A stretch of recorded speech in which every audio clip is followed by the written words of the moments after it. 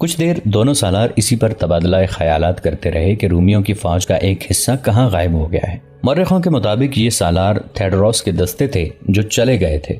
پیچھے سالار شنس رہ گیا تھا، اس کے دستوں کی تعداد بھی خاصی زیادہ تھی۔ صبح طلوع ہوتے ہی رومی لڑائی کے لیے تیار ہو گئے۔ ابو عبیدہ رضی اللہ عنہ پہلے ہی تیار تھے۔ انہوں نے رومیوں پر حملہ کر دیا۔ انہوں نے اپنے دستوں کو حسب معمول 3 حصوں میں تقسیم کر لیا تھا اور حملہ دشمن کے پہلوؤں پر کیا تھا۔ خود انہوں نے دشمن کے قلب پر نظر رکھی ہوئی تھی، جہاں انہیں سالار شنس کا پرچم دکھائی دے رہا تھا۔ مجاہدین نے دشمن کے پہلوؤں پر حملہ کیا اور ابو عبیدہ رضی اللہ عنہ آگے بڑھے اور شنس کو مقابلے کے لیے للکارا۔ شنس نے گھوڑے کو ایڑ لگائی اور آگے آ گیا۔ ابو عبیدہ رضی اللہ عنہ نے اپنے گھوڑے کو ایڑ لگائی اور اس کی طرف گئے۔ دونوں سالاروں نے ایک دوسرے پر وار کیا اور دونوں کی تلواریں ٹکرائیں۔ شنس نے ذرا دور جا کر گھوڑا موڑا، لیکن ابو عبیدہ رضی اللہ عنہ نے اپنے گھوڑے کو زیادہ آگے نہ جانے دیا۔ فوراً ہی موڑ کر پھر ایڑ لگائی۔ شنس ابھی سیدھا بھی نہیں ہوا تھا کہ ابو عبیدہ رضی اللہ عنہ کی تلوار اس کے کندھے پر پڑی، لیکن اس کی زرہ نے اسے بچا لیا۔ دونوں کے گھوڑے پھر دوڑے، ایک دوسرے کی طرف آئے تو شنس نے وار کرنے کے لیے تلوار اوپر کی۔ ابو عبیدہ رضی اللہ عنہ نے برچھی کی طرح وار کر کے تلوار اس کی بغل میں اتار دی۔ فوراً ہی آگے جا کر گھوڑے کو موڑا۔ شنس کو زخم پریشان کر رہا تھا، وہ اپنے گھوڑے کو بر وقت نہ موڑ سکا۔ ابو عبیدہ رضی اللہ عنہ نے اس کی ایک ٹانگ پر بھرپور وار کیا اور ٹانگ کاٹ ڈالی۔ شنس گر رہا تھا جب ابو عبیدہ رضی اللہ عنہ پھر واپس آئے اور شنس کے سر کو ڈھلکا ہوا دیکھ کر گردن پر وار کیا۔ شنس کا سر پورا تو نہ اترا، لیکن الگ ہو کر لٹکنے لگا۔ پھر اس کی لاش گھوڑے سے اس طرح گری کہ ایک پاؤں رکاب میں پھنس گیا۔ ابو عبیدہ رضی اللہ عنہ نے شنس کے گھوڑے کو تلوار کی نوک چبھوئی۔ گھوڑا بدک کر دوڑ پڑا اور اپنے سوار کی لاش گھسیٹتا پھرا۔ اس کے ساتھ ہی ابو عبیدہ رضی اللہ عنہ نے اپنے قلب کے دستوں کو دشمن کے قلب پر حملہ کرنے کا حکم دیا۔ وہاں کھلبلی بپا ہو چکی تھی کیونکہ ان کا سالار مارا گیا تھا۔ رومی پیچھے ہٹنے لگے، لیکن مجاہدین نے ان کے عقب میں جا کر ان کے لیے بھاگ نکلنا مشکل کر دیا۔ پھر بھی بہت سے رومی نکل گئے اور حمص کا رخ کر لیا۔ یہ مارکا مارچ 635 عیسوی محرم الحرام 14 ہجری میں لڑا گیا تھا۔ اسی صبح دمشق کے باہر بھی خون ریزی ہو رہی تھی۔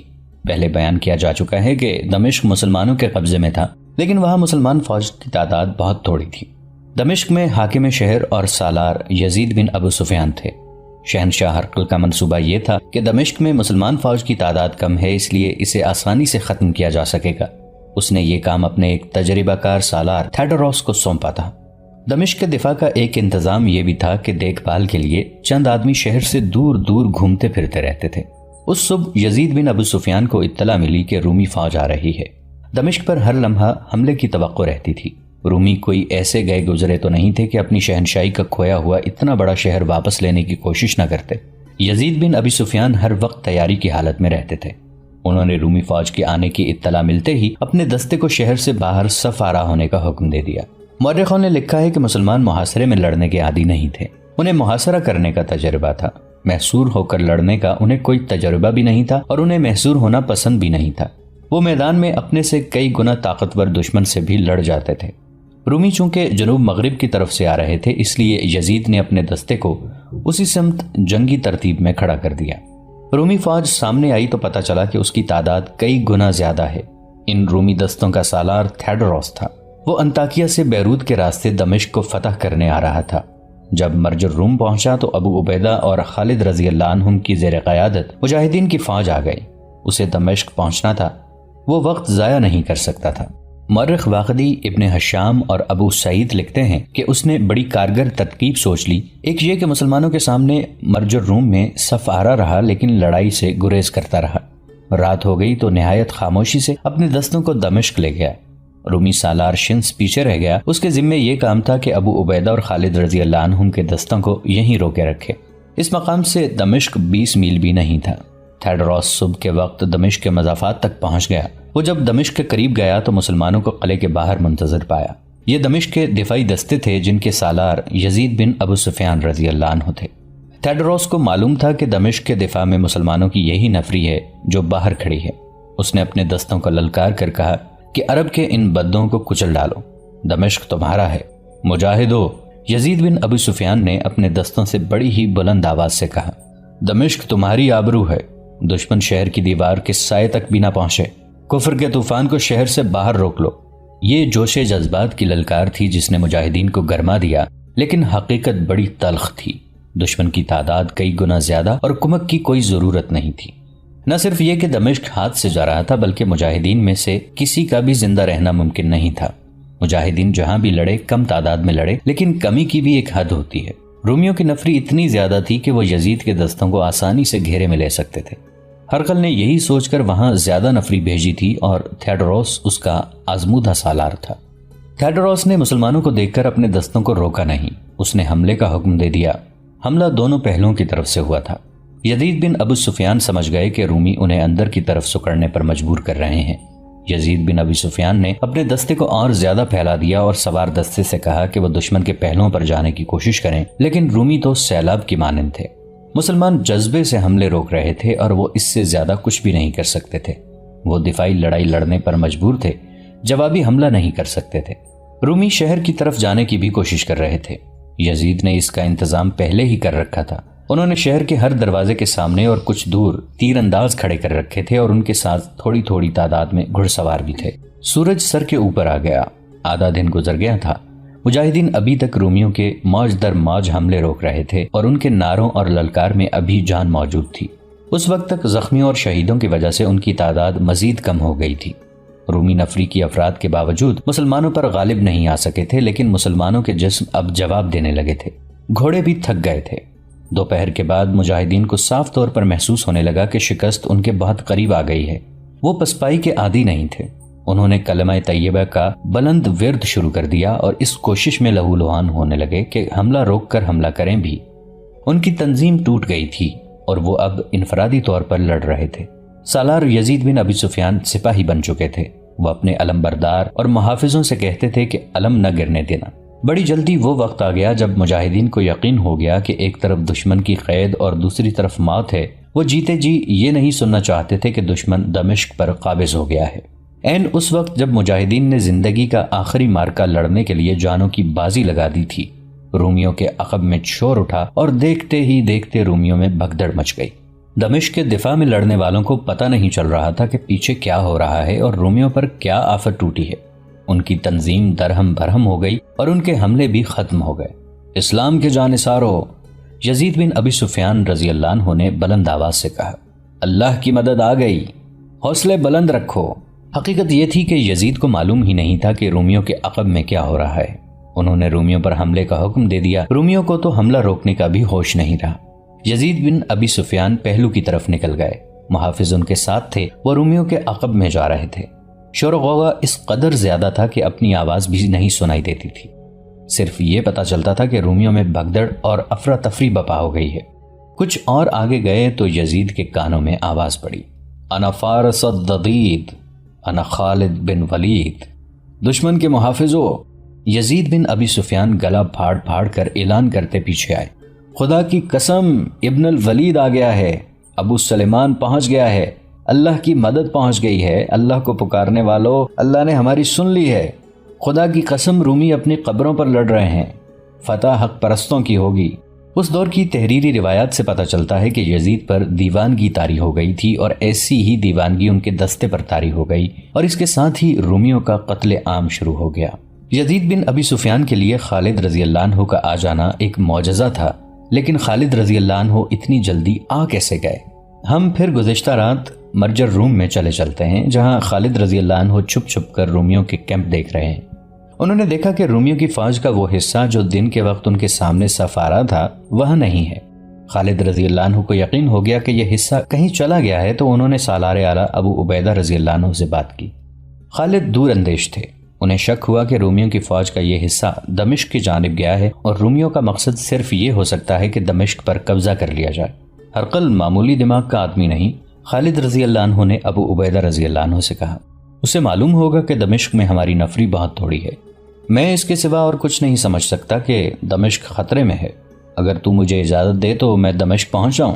تجھ پر اللہ کی سلامتی ہو ابو سلیمان۔ ابو عبیدہ رضی اللہ عنہ نے کہا، میں تجھے اجازت دیتا ہوں اور تجھے اللہ کے سپرد کرتا ہوں، یہ جو رومی پیچھے رہ گئے ہیں انہیں میں سنبھال لوں گا۔ خالد رضی اللہ عنہ نے ایک لمحہ بھی ضائع نہ کیا، اپنے سوار دستے کو تیار کر کے دمشق کو روانہ ہو گئے۔ راستے میں کئی نشانیاں اور کئی آثار انہیں یقین دلاتے رہے کہ اس راستے پر ایک فوج گزری ہے۔ تھیوڈروس آدھی رات سے پہلے مرجر روم سے روانہ ہو گیا۔ خالد رضی اللہ عنہ رات کے آخری پہر روانہ ہوئے اور دمشق اس وقت پہنچے جب مسلمان ہاری ہوئی جنگ لڑ رہے تھے اور انہیں کمک کی ذرا سی بھی توقع نہیں تھی۔ خالد رضی اللہ عنہ کو وہاں وہی نظر آیا جو انہوں نے سوچا تھا۔ انہوں نے عقب سے رومیوں پر حلہ بول دیا۔ خالد رضی اللہ عنہ کو رومیوں کا پرچم نظر آیا تو اپنے محافظوں کے ساتھ وہاں جا پہنچے۔ انہیں تھیڈروس بوکھلاہٹ کے عالم میں دکھائی دیا۔ اسے دمشق اپنے قدموں میں پڑا نظر آ رہا تھا۔ وہ اس کے ہاتھ سے نکل گیا تھا اور اس کی فوج فتح کے قریب پہنچ کر کٹنے لگی تھی۔ میں رومیوں کا قاتل ہوں، خالد رضی اللہ عنہ نے تھیڈروس کو للکارا۔ میں وہیں سے آیا ہوں جہاں سے رات کو تو آیا تھا۔ تھیڈروس نے تلوار نکال لی۔ دونوں سالاروں کے محافظ الگ الگ ہٹ گئے۔ خالد رضی اللہ عنہ نے تھیڈروس کے 2-3 وار بیکار کر دیے اور اس کے ارد گرد گھوڑا دوڑاتے رہے۔ تھیڈروس کو بھرپور وار کرنے کے لیے موزوں پوزیشن نہیں مل رہی تھی۔ وہ خالد رضی اللہ عنہ کے رحم و کرم پر تھا۔ وہ مانا ہوا جنگجو سالار تھا، لیکن اس کا مقابلہ ایسے سالار کے ساتھ آ پڑا تھا جو ہر لمحہ شکار کی تلاش میں رہتا تھا۔ آخر اس نے بڑے غصے میں خالد رضی اللہ عنہ تک پہنچنے کی کوشش کی، لیکن خالد رضی اللہ عنہ نے ایک پینترا بدل کر اپنے آپ کو تھیڈروس کی زد سے دور کر لیا اور دوسرے پینترے میں ایسا وار کیا کہ تھیڈروس گھوڑے پر ہی دوہرا ہو گیا۔ خالد رضی اللہ عنہ کے دوسرے وار نے اسے ختم کر دیا۔ اب رومیوں کے کرنے کا ایک ہی کام رہ گیا تھا کہ بھاگیں اور اپنی جانیں بچائیں۔ وہ رومی خوش قسمت تھے جو زندہ نکل گئے۔ مال غنیمت میں زرہ، خودیں، ہتھیار اور گھوڑے خاص طور پر قابل ذکر تھے۔ ادھر ابو عبیدہ رضی اللہ عنہ نے دوسرے رومی سالار شنس کو ختم کر دیا تھا۔ ابو عبیدہ رضی اللہ عنہ نے خالد رضی اللہ عنہ کو اس حکم کے ساتھ روانہ کر دیا کہ وہ حمص پہنچ کر وہاں کا محاصرہ کر لیں۔ ابو عبیدہ رضی اللہ عنہ خود ایک اور اہم مقام بالبک کی طرف روانہ ہو گئے۔ توقع یہ تھی کہ ان دونوں جگہوں کا محاصرہ طول پکڑے گا اور مقابلہ بڑا سخت ہوگا، لیکن مورخوں کے مطابق مسلمانوں کی تلوار کی دہشت وہ کام نہیں کر سکتی تھی جو ان کے حسن اخلاق نے کیا۔ مسلمان جدھر جاتے وہاں کے لوگوں میں پہلے ہی مشہور ہو چکا ہوتا کہ مسلمان کسی پر کوئی زیادتی نہیں کرتے اور انہی شرطوں کے پابند رہتے ہیں جو وہ پیش کرتے ہیں۔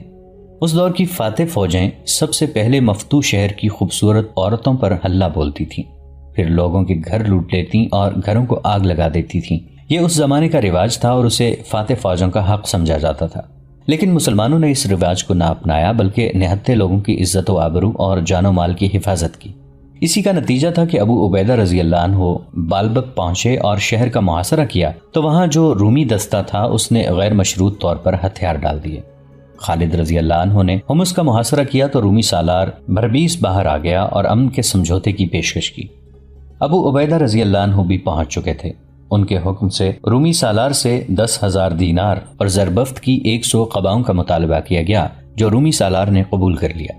معاہدہ یہ ہوا کہ مسلمان 1 سال تک حمص پر حملہ نہیں کریں گے اور اگر اسی دوران روم کی فوج نے اس علاقے میں مسلمانوں کے خلاف کوئی معمولی سی بھی جنگی کارروائی کی تو مسلمان صلح کے معاہدے کو منسوخ سمجھ کر جوابی کارروائی کریں گے۔ اس معاہدے پر دستخط ہوتے ہی شہر کے دروازے کھل گئے اور مسلمان فوج داخل ہوئی۔ مورخ ابن اسیر لکھتا ہے کہ حمص کے لوگ یہ دیکھ کر حیران ہوئے تھے کہ مسلمان دکانوں میں جاتے اور جو چیز لیتے اس کی قیمت ادا کرتے تھے۔ بعض لوگوں نے مجاہدین کو تحفے پیش کیے تو مجاہدین نے ان کی بھی قیمت ادا کی۔ وہ کہتے تھے کہ مسلمان تحفے کو مال غنیمت سمجھتے ہیں اور کوئی مسلمان اپنے طور پر کوئی مال غنیمت اپنے پاس نہیں رکھ سکتا۔ اس کے علاوہ صلح کے معاہدے کے بعد اسلام مال غنیمت کو جائز نہیں سمجھتا۔ ایسے مقامات بھی آئے جہاں کے لوگوں نے مسلمان فوج کا باقاعدہ استقبال کیا۔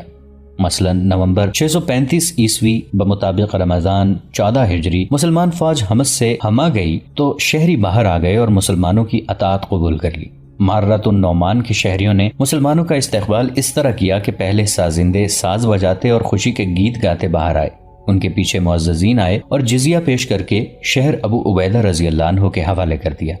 اس کے بعد ان قصبوں اور شہروں کے کئی لوگوں نے اسلام قبول کر لیا۔ مسلمان ہمارے جال میں آ گئے ہیں، شہنشاہ ہرقل اپنے سالاروں سے کہہ رہا تھا۔ میں سردیوں کے انتظار میں تھا۔ عرب کے یہ مسلمان اونٹ کا گوشت کھاتے ہیں اور اونٹنی کا ہی دودھ پیتے ہیں۔ ریگستان کے ان باشندوں نے کبھی اتنی سردی نہیں دیکھی، یہ سردی برداشت نہیں کر سکتے۔ اس ملک کی سردی ان کے جوش اور جذبے کو منجمد کر دے گی، پھر موسم سرما ختم ہونے تک مسلمان ختم ہو جائیں گے، ہم انہیں بڑی آسانی سے شکست دے سکیں گے، ان کے خیمے انہیں سردی سے نہیں بچا سکیں گے۔ ہرقل نے حکم دیا کہ حمص سے مسلمانوں کو بے دخل کر دیا جائے۔ کچھ دنوں بعد ابو عبیدہ رضی اللہ عنہ کو اطلاع ملی کہ رومیوں کی کمک حمص پہنچ گئی ہے۔ رومیوں کی اس کارروائی کے بعد حمص کا معاہدہ ٹوٹ گیا تھا۔ ابو عبیدہ اور خالد رضی اللہ عنہم کہیں اور تھے۔ اطلاع ملتے ہی وہ اپنے دستوں کو ساتھ لے کر حمص جا پہنچے۔ خالد رضی اللہ عنہ پہلے پہنچے تھے۔ وہ حمص کے قریب گئے تو باہر رومی فوج لڑنے کے لیے تیار کھڑی تھی۔ خالد رضی اللہ عنہ نے اس فوج پر حملہ کر دیا۔ رومی پیچھے ہٹتے گئے اور قلعے میں داخل ہو کر انہوں نے دروازے بند کر دیے۔ اس کے فوراً بعد ابو عبیدہ رضی اللہ عنہ بھی اپنے دستوں کے ساتھ آن پہنچے۔ ابو سلیمان، ابو عبیدہ رضی اللہ عنہ نے خالد رضی اللہ عنہ سے کہا، یہ محاصرہ تیرا ہے اور تو اس کا سالار ہے۔ یہ ایک بہت بڑا اعزاز تھا جو ابو عبیدہ رضی اللہ عنہ نے خالد کو دیا۔ خلیفۃ المسلمین کے احکام کے مطابق سالار اعلیٰ ابو عبیدہ رضی اللہ عنہ ہی تھے۔ یہ دسمبر کا مہینہ تھا، سردی کا عروج شروع ہو چکا تھا۔ مسلمان اتنی زیادہ سردی کے عادی نہیں تھے، ان پر سردی بڑا برا اثر کر رہی تھی۔ یہ سب سے بڑی وجہ تھی کہ محاصرہ طول پکڑتا گیا۔ اس دوران خلیفۃ المسلمین کا حکم آ گیا، اس کے تحت کچھ دستے عراق کو بھیجنے تھے۔ یہ دستے چلے گئے تو رومی سمجھے کہ مسلمان محاصرہ اٹھا رہے ہیں، لیکن ایسا نہ ہوا۔ رومی یہی توقع لیے قلعے میں بیٹھے رہے کہ مسلمان محاصرہ اٹھا لیں گے۔ مارچ 636 عیسوی کا مہینہ آ گیا۔ سردی کی شدت ختم ہو چکی تھی۔ رومی سالار ہربیس روم کے شاہی خاندان کا آدمی تھا۔ اسے کسی کے حکم کی ضرورت نہیں تھی۔ اس نے اپنے نائب سالاروں اور کمانداروں سے کہا کہ سردی کا موسم گزر گیا ہے، بیشتر اس کے کہ مسلمانوں کو کمک مل جائے اور یہ سردی سے بھی سنبھل جائیں، ان پر حملہ کر دیا جائے۔ چنانچہ ایک روز شہر کا ایک دروازہ کھلا اور 5000 نفری کی رومی فوج نے باہر آ کر مسلمانوں کے اس دستے پر حملہ کر دیا جو اس دروازے کے سامنے موجود تھا۔ حملہ بڑا تیز اور شدید تھا۔ مسلمان اس حملے کے لیے پوری طرح تیار نہیں تھے۔ اس کے علاوہ ان پر سردی کا بھی اثر تھا، اس لیے وہ مقابلے میں جم نہ سکے۔ پیچھے ہٹ کر وہ منظم ہوئے اور آگے بڑھے، لیکن رومیوں کے دوسرے حملے نے انہیں پھر بکھیر دیا۔ ابو سلیمان، ابو عبیدہ رضی اللہ عنہ نے خالد رضی اللہ عنہ سے کہا، کیا تو دیکھتا رہے گا کہ رومی فتح یاب ہو کر واپس قلعے میں چلے جائیں؟ خالد رضی اللہ عنہ تماشا دیکھنے والوں میں سے نہیں تھے، لیکن وہ اس دروازے کے سامنے سے ہٹ نہیں سکتے تھے جس کے سامنے وہ موجود تھے۔ پھر بھی انہوں نے اپنا سوار دستہ ساتھ لیا اور رومیوں پر حملہ کر دیا۔ رومیوں نے جم کر مقابلہ کیا اور سورج غروب ہو گیا۔ رومی قلعے میں چلے گئے۔ ان کی بہت سی لاشیں اور شدید زخمی پیچھے رہ گئے۔ دوسرے دن ابو عبیدہ رضی اللہ عنہ نے سالاروں کو بلایا۔ کیا تم نے خود محسوس نہیں کیا کہ کل رومیوں نے باہر آ کر حملہ کیا تو ہمارے آدمی بے دلی سے لڑے؟ ابو عبیدہ رضی اللہ عنہ نے شکایت کے لہجے میں کہا، کیا ہم میں ایمان کی حرارت کم ہو گئی ہے؟ سردی سے صرف جسم ٹھنڈے ہوتے ہیں۔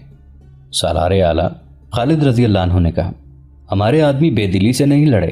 دراصل جن رومیوں نے حملہ کیا تھا وہ ان رومیوں سے زیادہ جرأت اور ہمت والے تھے جن سے ہم اب تک لڑتے رہے ہیں۔